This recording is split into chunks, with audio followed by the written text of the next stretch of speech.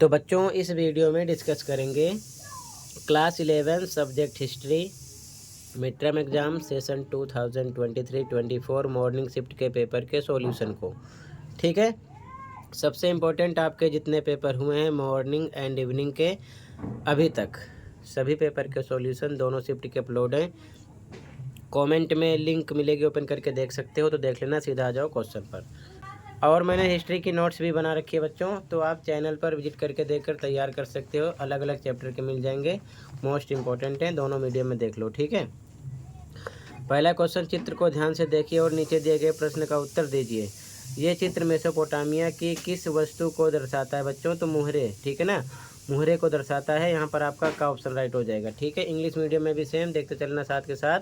First में आपका ये ऑप्शन है, ठीक है, सील्स। अगला सेकंड क्वेश्चन है, केवल दृष्टिबाधित उम्मीदवारों के लिए था। मेसोपोटामिया के किस नगर से वार का शीर्ष प्राप्त हुआ? तो उरुक, ठीक है, उरुक था। ठीक है, अगला, मेसोपोटामिया की सभ्यता जानी जाती है तो समृद्धि तथा शहरी जीवन के लिए, ये भी सही।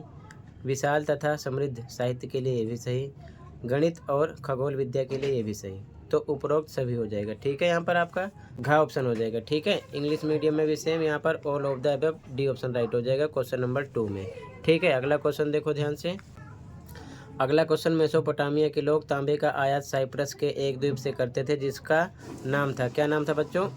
अलीसिया। ठीक है, गा ऑप्शन राइट है, यहाँ पर आपका अलीसिया हो जाएगा। ठीक है, सी ऑप्शन राइट है। अगला, पहले रोमन सम्राट ऑगस्टस को प्रमुख नागरिक कहा जाता था जिसका लेटिन यानी लातिनी शब्द है। तो यहाँ पर आपका राइट आंसर हो जाएगा खा ऑप्शन, प्रिंसेप्स। ठीक है, यहाँ पर आपका बी ऑप्शन राइट हो जाएगा, प्रिंसेप्स। ठीक है, ध्यान रखना। क्लियर है? आगे देखो, मैचिंग करना है। अब ध्यान से देखो, पहला कैंपेनिया, तो ये आपका बढ़िया किस्म की अंगूरी शराब के लिए जाना जाता है। फर्स्ट का बी है, तो फर्स्ट में ए है, ये भी रोंग है। ये भी है, ये भी है, और ये सी है, ये भी रोंग है। सेकंड सिसली, तो ये गेहूं के लिए, यानी सेकंड का सी, तो यहाँ पर सेकंड का ए है, ये रोंग हो गया, ये आपका राइट हो जाएगा। ठीक है, इस प्रकार पहचाना करो। ठीक है, आगे देखो,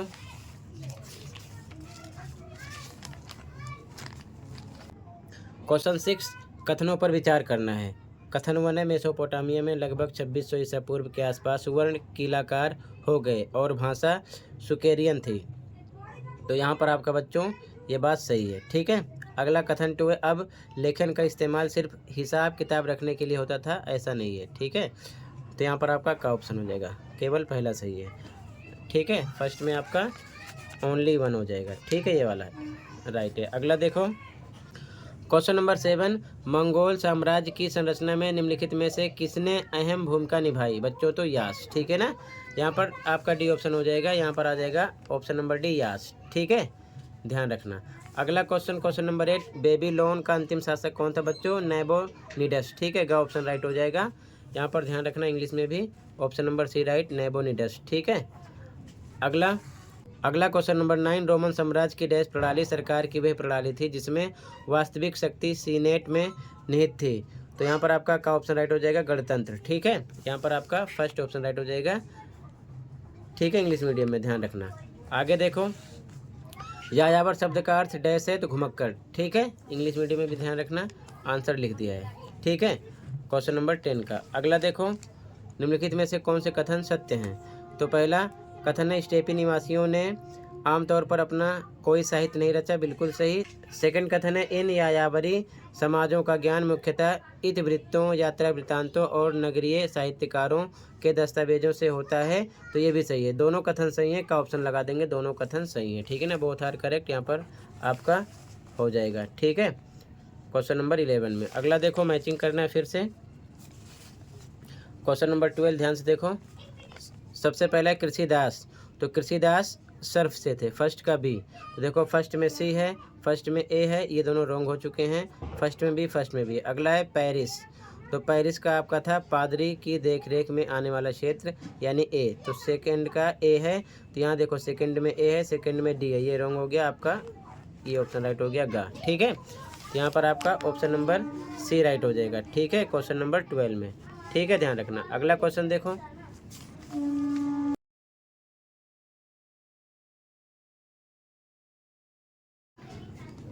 अगला क्वेश्चन नंबर 13 है। सेंट ऑगस्टीन उत्तरी अफ्रीका शहर डैश के बिशप थे, तो हिप्पो। ठीक है, घ ऑप्शन राइट हो जाएगा, हिप्पो। अगला, निम्नलिखित में से कौन से कथन साथ हैं? ठीक है, साथ का मतलब साथ हुए हैं।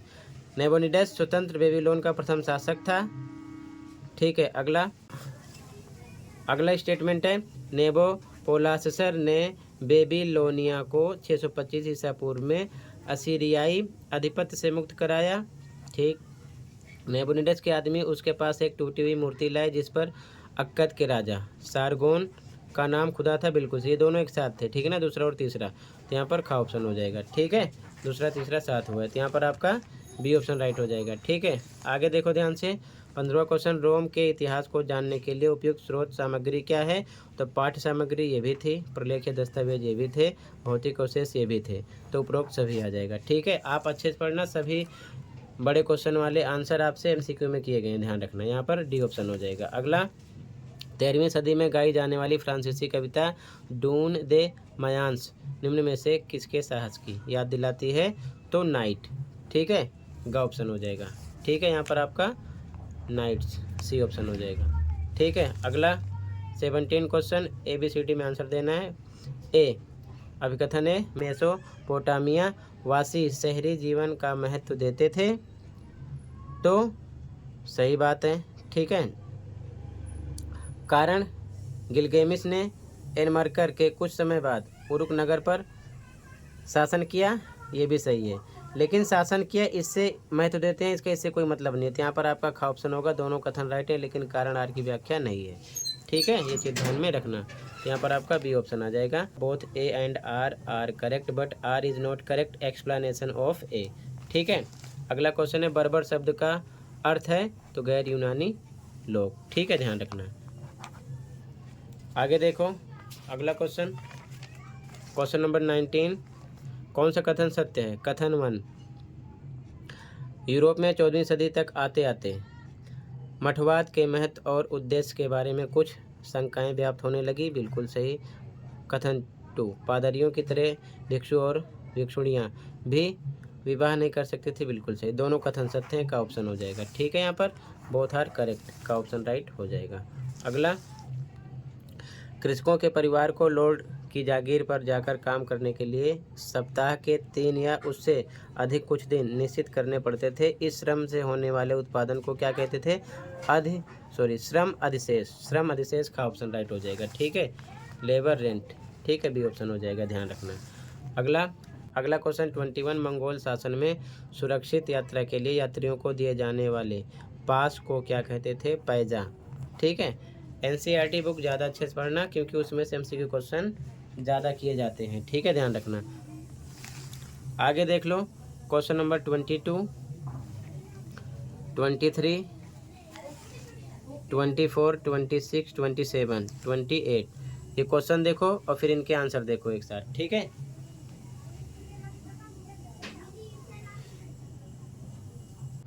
तो बच्चों ये इसकी आंसर की। अब यहाँ से आप पूरे पेपर का सॉल्यूशन देखते चलो। ठीक है, हिस्ट्री पेपर की आंसर की है। ठीक है, जैसे कि फर्स्ट में का ऑप्शन था मुहरे, उसके बाद उरुक, फिर सेकंड में उपरोक्त सभी।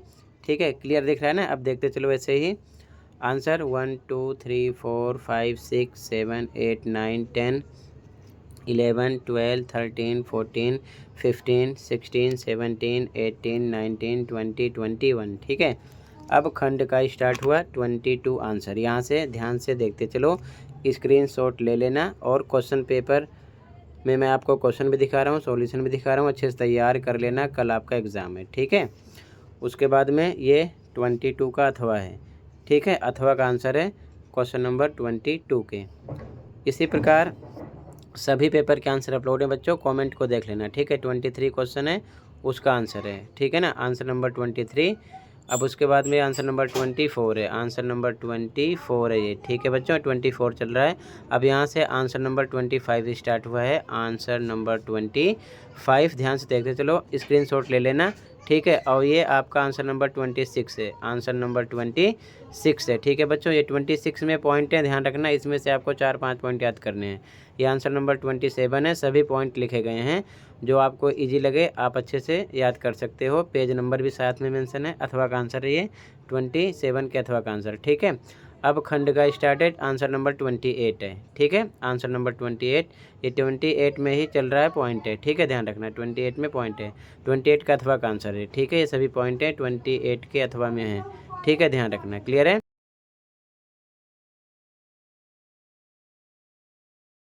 इंग्लिश मीडियम वाले भी क्वेश्चन देख सकते हैं इंग्लिश मीडियम में। ठीक है, बट इंग्लिश मीडियम में इसके आगे का सॉल्यूशन नहीं है। ठीक है, बाकी स्क्रीनशॉट लेके आप गूगल ट्रांसलेट कर सकते हो, पढ़ सकते हो। ठीक है, आगे क्वेश्चन देख लो। पूरे पेपर के सॉल्यूशन को मैं फटाफट दिखा दे रहा हूँ, तैयार कर लो, कल पेपर है आपका। क्वेश्चन 29, 30, 31, ठीक है, 32, ये 32 है, देखो ध्यान से, 32। इंग्लिश मीडियम में भी 29, 30, 31, 32, ठीक है, और ये 33, 34.1, ठीक है, मैप है ये। इंग्लिश मीडियम में भी सेम देख लो मैप, ये मैप वाला क्वेश्चन है। ठीक है, अब टोटल इतना ही था। आंसर देख लो आगे के। ठीक है, आगे के पेपर के आंसर देख लो।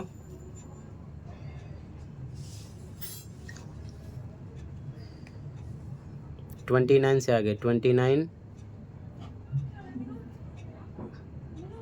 हाँ 29 से यहाँ से स्टार्ट हो रहा है। ठीक है, 29, यहाँ पर NCERT पेज नंबर भी लिखा है, अच्छे से पढ़ सकते हो वहाँ से। 29 का अथवा